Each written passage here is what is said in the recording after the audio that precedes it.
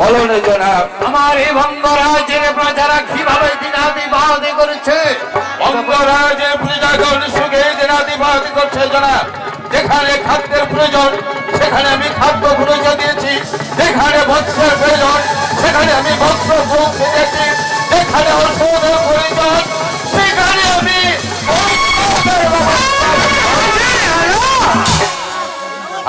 জনাব। তাই বঙ্গরাজের সমস্ত প্রজা সাধারণ অতি আনন্দে দিনাতিপাত করছে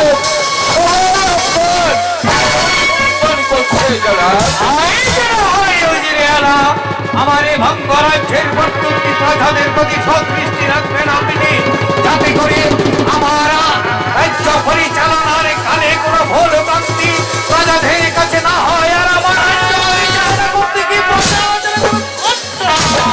আমার জন্য দোয়া করবেন জনাব। আমি যেন পারি আপনার প্রত্যেকটা আদেশ অক্ষরে অক্ষরে অবনত বক্তব্যে পালন করতে। আমি যেন পারি নিপীড়িত প্রজাদের সুখী দুঃখের সাথী হতে। দেখতে দেখতে আমার বয়স তো কম হয়নি, তাই তো আমি চেয়েছিলাম শেষবারের মতো এই রাজ্য পরিচালনা আমার একমাত্র পুত্র শাহজাদা আনোয়ারের হাতে আমার এই মাসে নখের দায়িত্ব অর্পণ করে দিয়ে বাকি জীবনটা আমি করতে। এত বেশ আনন্দের কথা জনাব, কিন্তু শাহজাদা আনোয়ার এখনো যুদ্ধবিদ্যা শিখেনি। তাকে যুদ্ধবিদ্যা শিখে করে তারপর তাকে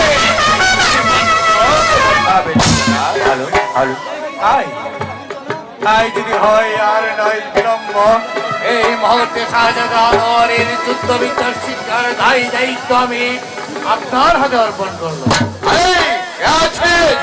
শাহজাদা আনোয়ার আর আমার একমাত্র সুযোগ্য সন্তান মোবারককে দরবারে পাঠিয়ে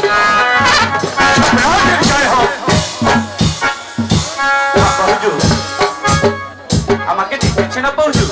হ্যাঁ পুত্র আনোয়ার, বলুন আব্বা হুজুর। আমি চেয়েছিলাম আমার এই শাহী মাসানাদের দায়িত্ব তোমার হাতে অর্পণ করে দিয়ে বাকি জীবনটা আমি বিশ্রাম করতে। তাই উজির আলা বলেছে রাজ্য পরিচালনা করতে হলে অস্ত্র পরিচালনায় পারদর্শী হতে হয়। তাই তো এই মুহূর্তে উজির আলা তোমাকে অস্ত্র পরিচালনার শিক্ষা দেবে। আমি এখানে দাঁড়িয়ে দাঁড়িয়ে দেখবো তোমার পিতার মাসানা বলবে তুমি। আব্বা হুজুর,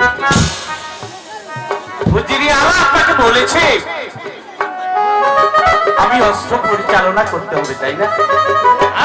একটি কথা তো বলেনি এই অস্ত্র পরিচালনায় যে আমার সঙ্গে জয় হবে সে কি হবে, এই কথাটা আপনি বলুন।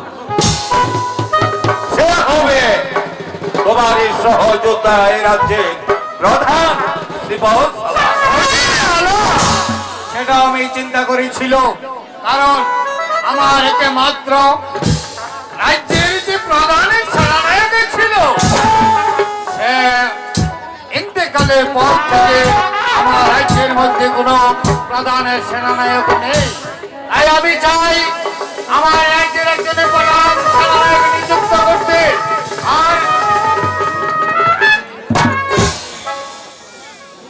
কে আছিস? সাগর ভাই,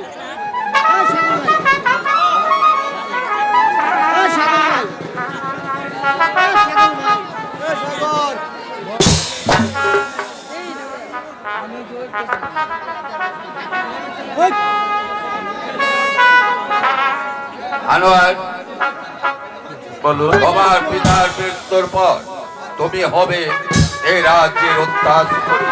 তাই এখন থেকে তুমি আমার একমাত্র সন্তান। মোবারকের সঙ্গে যুদ্ধ প্রতিযোগিতায় জয়ী হয়ে তুমি তোমার বীরত্বের পরিচয় দাও।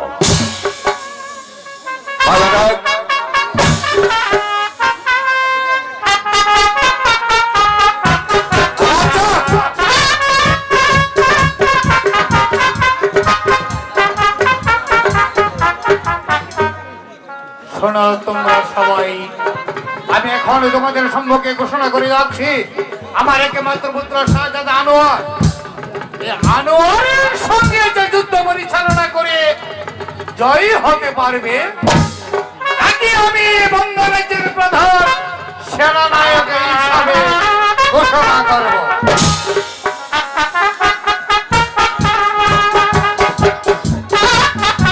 মোবারক সম্রাট আনোয়ার, আব্বা হুজুর, আগে তোমাদের মধ্যে দেখবো কে বিজয় হও।